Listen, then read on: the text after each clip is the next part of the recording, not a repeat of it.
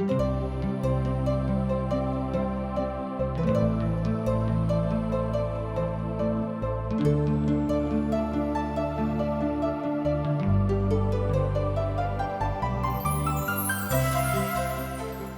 जीवन हमरा सबके एके बेर भेटैत अछि आ जीवन बहुत अनमोल छथि। जँ ई जीवनके जियके अछि तऽ ओहिना जी नहीं सकै छी, तऽ यह जीवन एना कहियौ कि नीरस भऽ जाइ अछि। यह लेल TWR इंडिया प्रस्तुत कऽ रहल छथि कार्यक्रम आशक इजोत, अहाँके परमेश्वरके राहमे आगाँ बढ़ेबामे सहयोग करै आ अहाँ खुशहाल जीवन जी सकियौ। कृपया कऽ कऽ अहाँ देखू सुनू, जाहिसँ परमेश्वर अहाँके जीवनके राह बनल रहे। आशा के इजोत मैथिली कार्यक्रम में हम एक बेर और अहाँके अभिनंदन प्रभु यीशु मसीह के मीठ आ पवित्र नाम से कह रहल छी।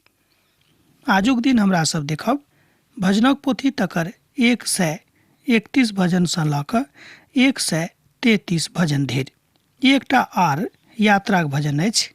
एना तऽ एकटा छोट भजन अछि, मुदा बड्ड महत्वपूर्ण सेहो अछि। ई सेहो ध्यान रखबाक अछि जे एहि भजनक लिखनिहार दाऊद छलाह। एक बेर आर ध्यान दियौक कि एहि बातक ऊपर सेहो विशेष ध्यान रखबाक अछि जे एहि भजनक लिखनिहार दाऊद छलाह। तहन एहि भजनक एक पद के देखियौ, अर्थात 131 भजनक एक पद। हे प्रभु, नहीं तो हमर मोन गर्व सँ और नहीं हमर नजर घमंड सँ भरल अछि। आ जे बात हमरा लेल पैघ आ कठिन अछि तकरा सँ हम वास्ता नहीं राखैत छी। अहाँके स्मरण होइत मिकेल जे दाऊदक पत्नी और साउलक बेटी छलीह, ओ जाय राति सँ बा जाय रीति सँ चाहैत छली, ओ एहि रीति सँ हुनक काज नहीं होइत रहनि। कारण की छल कि दाऊद परमेश्वर सँ डरावे वाला एकटा नीक बा अति सुंदर राजा छलाह, मुदा हुनक पत्नी में एहि बातक कनेक घटी रहनि।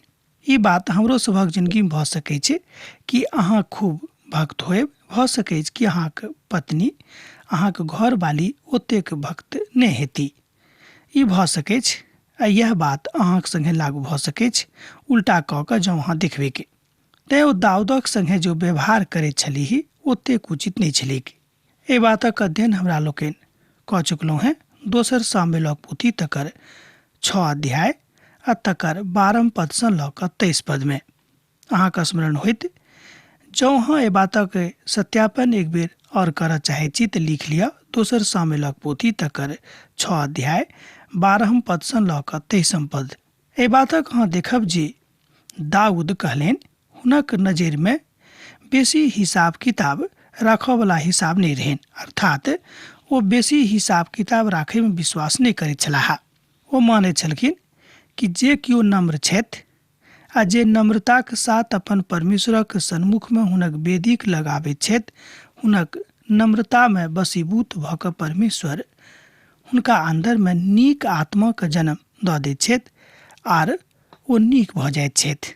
स्मरण राखब जे दाऊद ओहि काल में राजा छलाह। नम्रता अहाँक बड्ड सहायता करता, किएक तऽ जँ अहाँ पैघ भेलाक बादो नम्र छी तऽ ई बात परमेश्वरके पिताके बड्ड पसन्द छनि। आजुक परिप्रेक्ष्य में ई बात ओतबे अहाँक मदद करत जतेक ई बात दाऊदक काल में लोकके मदद करैत रहेक आ विशेष कऽ कऽ दाऊदके करैत रहेक। यह काज आजुक परिप्रेक्ष्य में अहाँक बा हमरा करबाक अछि। निश्चय हम अपन मोन शांत और चुप कऽ देलहुँ हैं, जेना दूधक छोड़ायल नेनहा अपन मेघ गोदी में रहैत अछि। ओही तरह दूध छोड़ायल नेनहाक जकाँ हम मौन में सेहो रहैत छी। हे इस्राएल, आजू सँ लऽ कऽ सैद कालक लेल वा सैद घड़ीक लेल परमेश्वरक ऊपर आशा लगौने रहब। एहि तरह भजनकार एहिठाम इसराइलीके अर्थात जे किओ प्रभु यीशु मसीहके अपन उद्धारकर्ता मानैत छथि हुनका लेल आज्ञा छनि कि ओ सब सैद घड़ी सर्वदाक लेल अपन परमेश्वरक ऊपर आशा लगौने रहता। एहिठाम एकटा विद्वान एहि बातक बाजैत छथि कि जे कियो अपना ऊपर मोन लगाबैत छथि ओ घाटा में पड़ैत छथि, मुदा जे कियो अपन परमेश्वरक ऊपर, अपन उद्धारकर्ताक ऊपर, अपन यीशुक ऊपर मोन लगाबैत छथि, हुनक मोन उचित रहैत छनि, हुनक मोन नीक रहैत छनि, हुनक मोन शांत रहैत छनि, हुनक मोन उचित बातक सोचैत छैक आर ओ केकरो प्रति अनर्थ बात लऽ कऽ जिंदगी नहि बिताबैत छथि आर ओ तिरस्कार, कुपित करयवला भावना, पवित्र पोथी के समस्त बातक आज्ञा जे प्रभु देने छथिन ओ सबके मानबा के प्रयास करैत छथिन। एहि तरह हमरा लोकनि देखलहुँ हैं कि परमेश्वरक वचनक पवित्र ज्ञान मनुख जातिक पवित्रताक दिस लऽ जाइत अछि आ जहन हमरा सब सांसारिक ज्ञानक खोज में रहैत छी तऽ ओ बात हमरा सबके सांसारिकताक दिस लऽ जाइत अछि। भजन 138 पद 6 एहि बातक बड्ड चढ़ि बढ़ि कऽ बताबैत अछि, एहि बातक कथा करैत अछि। तथापि प्रभु महान छथि, परंच ओ नम्र मनुखक ऊपर ध्यान करैत छथि, मुदा अहंकारी के द्वार सँ ओ चिन्हैत छथि। एहि तरह हमरा लोकनि देखैत छी कि परमेश्वरक महान वचन हमरा सब गोटे के महानताक दिस लऽ जेबाक शिक्षा दऽ रहल छथि। विशेष कऽ कऽ एहिठाम परमेश्वरक वचन कहैत अछि कि अहाँ नम्र बनि कऽ रहू, किएक तऽ प्रभु अहाँ सँ नेह राखैत छथि। तहन हमरा संगे देखियौ भजन 138 आ तकर 6 पदके। तथापि प्रभु महान छथि, परंच ओ नम्र मनुखक ऊपर ध्यान करैत छथि, मुदा अहंकारी के ओ दूरे सँ चिन्हैत छथिन। ओ नम्र मनुखक बड्ड आदर राखैत छथि, विनीत भाव राखयवला मनुख हुनका बड्ड पसंद छनि। यशायाह अपन पोथी अर्थात 57 अध्याय के 15 पद में एहि बातक एहि रीति सँ बाजैत छथि। ओ कहैत छथि कि हाँ, सत्य तऽ हरा गेल आ जे बुराई सँ भागैत अछि ओ शिकार भऽ जाइत अछि। एहि तरह यशायाह अपन पोथी में परमेश्वरक ओहि बातक बता रहल छथि कि सत्य सँ जे हरा गेल अछि, सत्य सँ जे हटि गेल अछि आ बुराई के दिस जे भागैत छथि ओ जरूर एक ने एक दिन शिकार भऽ जेताह आ परमेश्वर हुनका नहि बिसारथिन, हुनका नहि छोड़थिन, हुनक न्याय ओ कऽ देथिन। किएक तऽ जे महान आर उत्तम और सैद घड़ी स्थित रहे वाला प्रभु छथि, हुनका अहाँ कोना कऽ इनकार कऽ सकलहुँ हैं। एक बेर ध्यान दियौ, किएक तऽ जे महान और उत्तम और सैद घड़ी स्थिर रहऽ वाला छथि, हुनका मनुख कहियो इनकार नहि कऽ सकैत छथि। ओ थिकाह परम पिता परमेश्वर आ जिन्हक नाम पवित्र छनि, तैं परमेश्वरक महान दास हुनका पवित्र पवित्र पवित्र परमेश्वर बाजि कऽ शोर पाड़ैत छथिन। ओ बाजैत छथि कि हे पवित्र परमेश्वर, हे सेना के यहोवा परमेश्वर, अहाँ अपन ऊंच आ पवित्र स्थान में विराजमान छी। हे प्रभु, हमरा दिस ताकियौक। ओ कहैत छथि कि खेदित मोन आ नम्र मोन प्रभुके बड्ड पसंद छनि।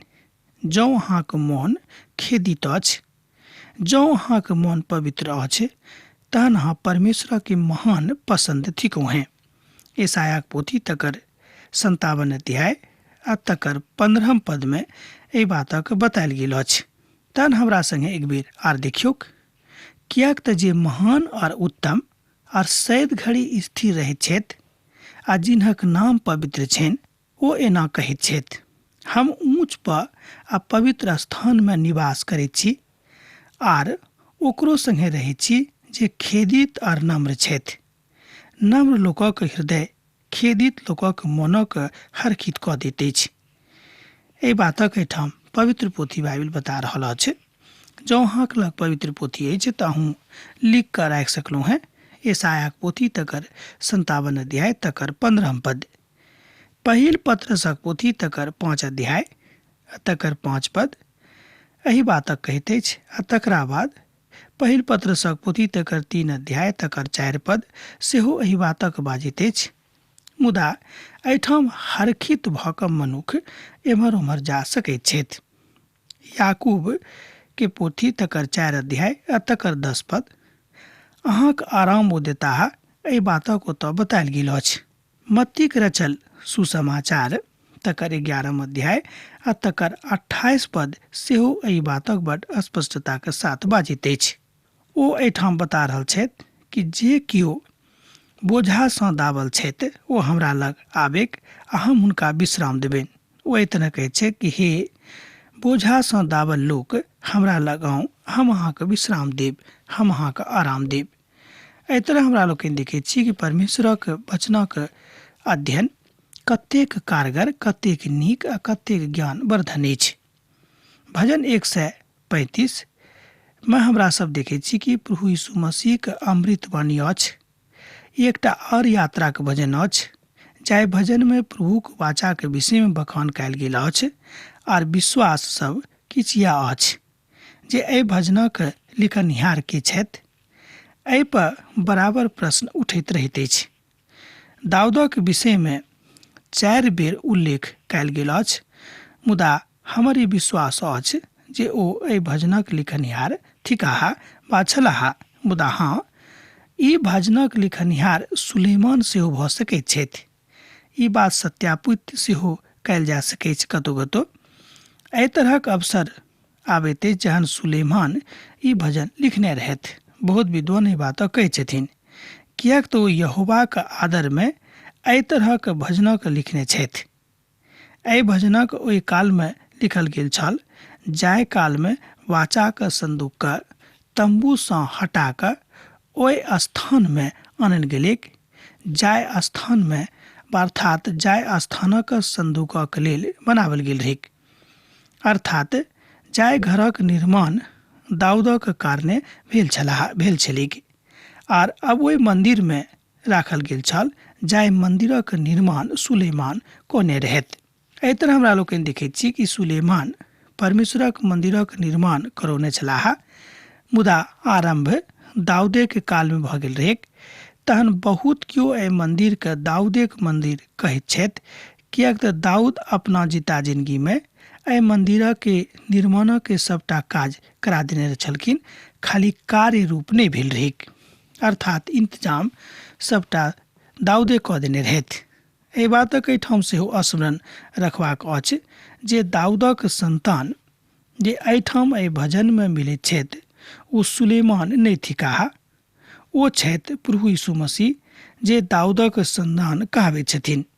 आब यात्री सब यरूशलेम में छथि आ ओ सब अब मंदिरक लग में आबि गेल छथि, ओ स्थानक जतयसँ ओ सब प्रभुक संगे संगति बना सकैत छथि। ध्यान दियौक, एहिठाम जे दाऊदक पुतक विषय में बतायल गेल अछि ओ दाऊदक पुत एहिठाम आर दोसर केओ नहि, एहिठाम ओ दाऊदक पुत स्वयं प्रभु यीशु मसीह छथि, हुनके दिस इशारा कयल गेल छनि। एहिठाम एहि रीतिसँ बतायल गेल अछि, हे प्रभु दाऊदक खातिर हुनक समस्त दुर्दशाक स्मरण करियौक। एक बेर और ध्यान दियौक, हे प्रभु दाऊदक खातिर हुनक समस्त दुर्दशाक स्मरण करियौक।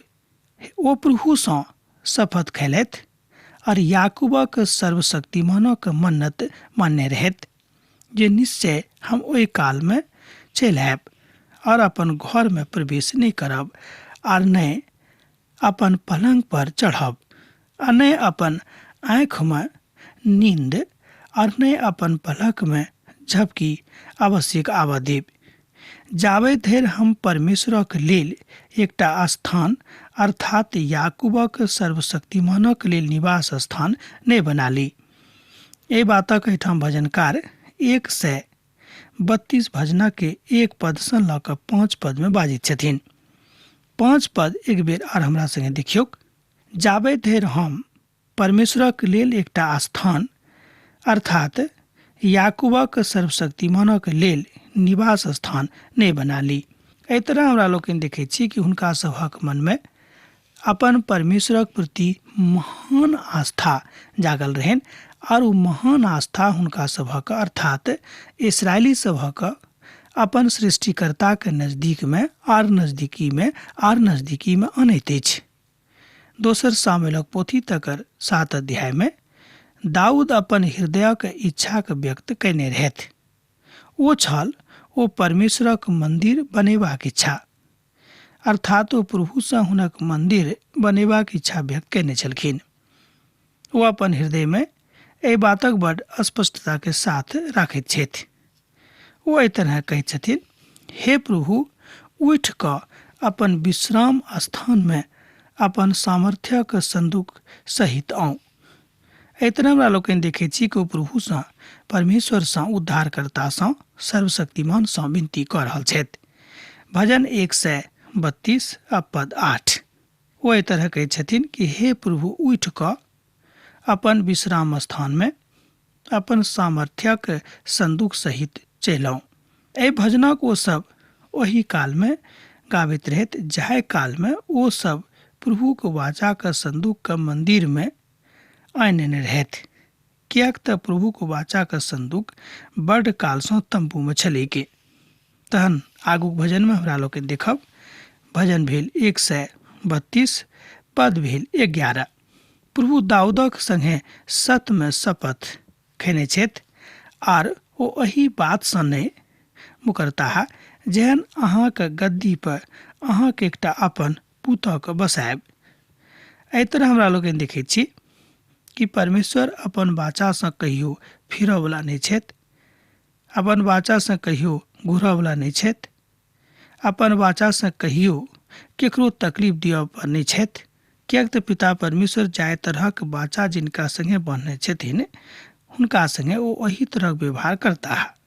एहि बातक एहिठाम हमरा लोकनि सत्यापित कऽ सकलहुँ हैं भजन 132 पद 11 में, जेना कि हम अखन अभी तुरंत अहाँक लगमे पढ़लहुँ।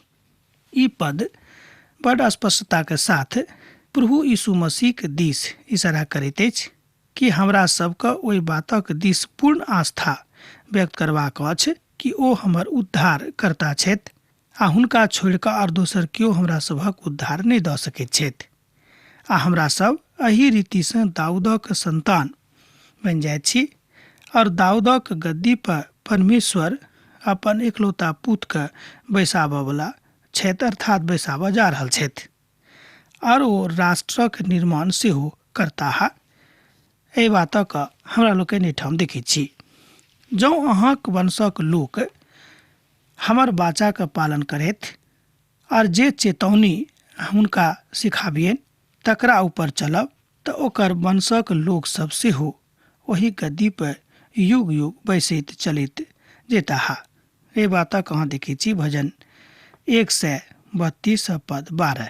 एक बेर हमरा संगे देखियौ, ओ कहै छथि कि जँ अहाँक वंशक लोक हमर वाचाके पालन करथि और जे चेतौनी हम हुनका सिखाबियनि तकरा ऊपर ओ चलेक, तहन हुनक वंशक लोक सेहो ओही गद्दी पर युग युग बैसैत चलैत जेताह। मुदा अहाँ देखलहुँ हैं जे राष्ट्रक संतान परमेश्वरक वाचा और चेतौनी के नहीं मानलाह आ नहीं अपन गवाही के बचा कर राख पबलाह, तैं वो तकलीफ में पड़े छथि। हमरो सब बहुत बेर तकलीफ में पड़े छी, किएक तऽ हमरो सब बहुत बेर परमेश्वरक वाचा के नहीं माने छी और दाऊदक वंशक लोक अपने में बैस कऽ झगड़ा झंझट केलाह, तैं हुनका जे भेटबाक रहनि हुनका सभक नहीं भेटलनि, जेना कि आगू के इतिहासक पोथी में हमरा लोकनि देखैत छी। एही रीति पर नव नियमक पोथी कथा कहैत अछि। एही रीति पर यीशुक वंशावली के हमरा सब सेहो देखैत छी। मत्ती के रचल सुसमाचार 1 अध्याय 1 पद में यीशुक वंशानुक्रमणक विषय में अर्थात हुनक वंश परंपरा के अध्ययन आरंभ करैत अछि। जँ अहाँ पढ़ने होबे तऽ अहाँ देखबै मत्ती के रचल सुसमाचार तकर 1 अध्याय 1 पद से लऽ कऽ आगू। एहि अध्यायक आरंभ एहि रीतिसँ होइत अछि जे एहिमे प्रभु यीशु मसीह के वंश परंपरा के विषय में बतायल गेल अछि। प्रभु यीशु मसीह दाऊदक संतान थिकाह आ एही बातक भजनकार लिख रहल छथि। किएक तऽ प्रभु सियोनक अपनौने छथि, ध्यान दियौ, किएक तऽ प्रभु सियोनक अपनौने छथि आर तकरा अपना निवासक लेल चुनने छथि आ पसंद केने छथि। ओ तऽ युग युगक लेल हमर विश्राम स्थान थिकाह, एहिठाम हम रहब, किएक तऽ हम ओकरा पसंद कयने छी। एहि तरह हमरा लोग देखै छी कि परमेश्वरक वचन बड़ खोलि कऽ स्पष्ट कऽ कऽ गप कऽ रहल अछि कि अहाँ सबके आब आगू की करबाक अछि। एहि संदर्भमे हमरा लोग देखै छी कि विनीत भऽ कऽ, बहुत विनम्र भऽ कऽ हमरा सभक परमेश्वरक वचनक सिखबाक अछि आ तकरा मानबाक अछि। और हम एहि मोहके अर्थात जतेक बात अहाँके जिन्दगीमे अछि तकरा हम दूर कऽ देब, जतेक खराब बात अछि, आ अहाँके अन्दरमे परमेश्वरक आत्माके उड़ैल कऽ तकरा बसा देब, जाहिसँ परमेश्वरक उच्चतम ज्ञान, पवित्रतम ज्ञान अहाँके जिन्दगीमे रहेग आर अहाँ बुते पाप नहीं करब। भजन 132 13 पद से लऽ कऽ 15 पद में एहि बातक उल्लेख भेटैत अछि। 15 पदक देखियौ हमरा संगे। और हम एहि महक भोजनक वस्तुके ऊपर बेसी आशीष देब आर तकर गरीबक भोजन दऽ कऽ तृप्त करब। ई भविष्यवाणी हमरा सभक दिन में यरूशलेम में पूरा नहीं भेल छल, अर्थात हमरा लोग अखन देखै छी दाऊदक काल। हम सिय्योनक ऊपरका चोटी पर चलब आ ई बात हम ओतऽ कऽ सकैत छी। अपन दोस्त और हितक संग परमेश्वरक वाचा बहने ठीक नहीं अछि जे ओ अपन लोकक संगे कथा की कऽ रहल छथि। हमरा सब बहुत बेर एही तरहक कथा करैत छी कि आन ठाम किछु बजलहुँ हैं आ दोस्त आर मित्रक लग आबि कऽ आर किछु बाजि देलहुँ हैं। तहन प्रभु से प्रार्थना करियो कि हे प्रभु अपन पवित्र आत्मा के पठाबियोक आर अपन गुणसँ, अपन ज्ञानसँ हमरा सब गोटे के भरियोक, जाहिसँ प्रभु हमरा लोकनि अहाँक लग आबि कऽ एहि बातक सीख सकी। भजन 132 हमरा लोकनि देखलहुँ हैं। अब हमरा लोकनि देखब 133। आजुक दिन हमरा सब मात्र 1-2टा पद के देखब। देखियो ई कतेक नीक और बढ़िया कथा अछि जे भाई सब अपना में मिलल रहिक। एकटा प्रभु यीशुक ऊपर विश्वास करऽ वाला होयबाक नाते हमरा सभक एहि बातक लेल सावधान रहबाक अछि कि हमरा सभक हुनके ऊपर भरोसा करबाक अछि। शांति के बंधन में आत्मा के एकता के लऽ कऽ हमरा सब गोटे के प्रयास करबाक अछि। एहि बातक सत्यापन एहिठाम 3 पद में होइत अछि। अब हमरा विदा दिअ, किएक तऽ अहाँ से विदा होयके बेरा हमर भऽ गेल अछि। पाती लिखैत रहब, हमरा बिसरायब नहि। यीशुक नेह अहाँक जिंदगी में बनल रहेक। आमीन। हमर विश्वास अछि कि ई कार्यक्रम अहाँके लेल लाभदायक सिद्ध अछि। हम चाहै छी कि अहाँ अपन आशीषके हमरा संग साझा करू। जँ अहाँ के नजीक बाइबलसँ आ जीवनसँ संबंधित कोनो प्रकारके प्रश्न भऽ सकै अछि तऽ अपन समस्याके लेल प्रार्थना करबाके लेल जँ चाहै छी तऽ हमरा फोन नंबर पर जरूर संपर्क कऽ सकै छी। परमेश्वर अहाँ सबके लेल एकटा सुंदर, सुखद, आनंदित दिन प्रदान करैक।